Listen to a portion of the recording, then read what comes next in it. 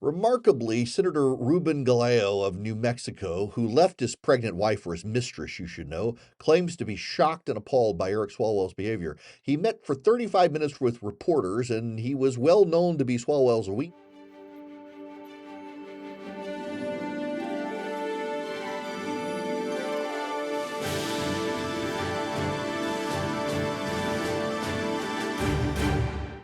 Hello, America. It's Erick Erickson. It's April 14th. These are the four things you need to know this afternoon. Up first, actually, big business news. United Airlines wants to merge with American Airlines. That would give them 40% of the aviation capacity in the United States, which is probably a deal breaker out of the gate.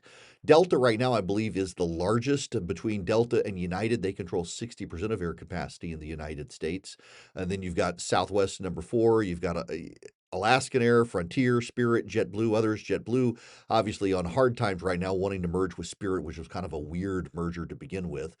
But United and American seems like it would be a non-starter. It would more likely than not only reduce their routes, opening routes to other airlines, which would be good, but it would drive up prices as they would control so much capacity. That would cause competitive problems. Already, Delta is expanding out their premium lines and premium seats, putting a premium on economy seats and raising prices, which has been a complaint within the middle class. United and American as well doing it would be a big problem. Doesn't sound like the Trump administration is a big fan of the idea either, let alone just the antitrust laws in the country.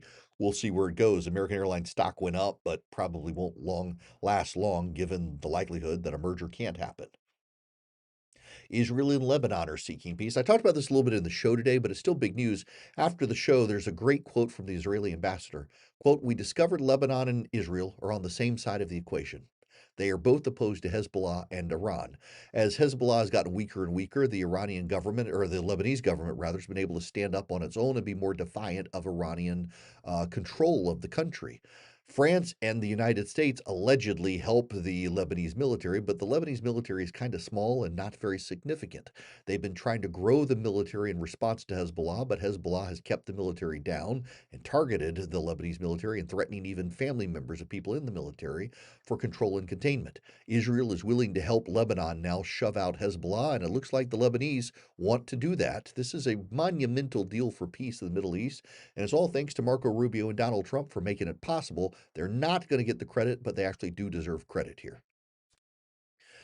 Remarkably, Senator Ruben Galeo of New Mexico, who left his pregnant wife for his mistress, you should know, claims to be shocked and appalled by Eric Swalwell's behavior. He met for 35 minutes with reporters, and he was well known to be Swalwell's wingman for years in Congress. In fact, there are numerous pictures of them floating in social, drinking together, shirtless on camels together. There have even been rumors that Galeo's been caught up in some of the prostitution activity of Eric Swalwell. He's come out and vigorously denied it all with his arms crossed very defensively. He sounds like he's trying to get ahead of rumors, and the rumors are beginning to circulate that he will be implicated in some of Swalwell's shenanigans. He vehemently denies all of that. Keep in mind, again, this is a man who left his pregnant wife for his mistress and appeared in a lot of social settings, having a lot of partying and fun with Eric Swalwell, but he claims he never saw that side of Swalwell. Said Swalwell was living a double life somehow, despite pictures of them partying together and riding shirtless on camels together, among other things. Lastly, this is deeply troubling. According to Siena College and a big survey of American men, more than half of men aged 18 to 49, 52% of them, in fact, now say they have an active sports betting account on an online sports book like DraftKings, Caesars, FanDuel, or BetMGM. I am not generally opposed to people sports betting. I've got a lot of friends who engage in sports betting. The proliferation of it, however, targeting young men, is heading this country to crisis. Between the legalization of marijuana and the legalization and proliferation of sports betting and turning every sports show into betting odds, it's a deeply destructive behavior that our society is engaging in. We're going to bankrupt a lot of young men. We're going to leave a lot of them hopeless. A lot of them get into it finding it being very innocuous. They're lured in further and further, and they wind up burning through a lot of cash they don't have to begin with, making bets. The advocates say, well, that's on them, except the inducements are getting out of control for these companies. And we now know and have credible information that a number of them, once someone is very good at sports betting, their fan experience on the apps is degraded because they're costing these companies money. They only want the degenerates, and they're willing to breed degenerates and turn young men into degenerates to get their money. This is not something good, and Congress at some point is going to have to play a big role in this. Add into it Polymarket, Kalshi, and the like. We are headed towards a nation of ruined young men.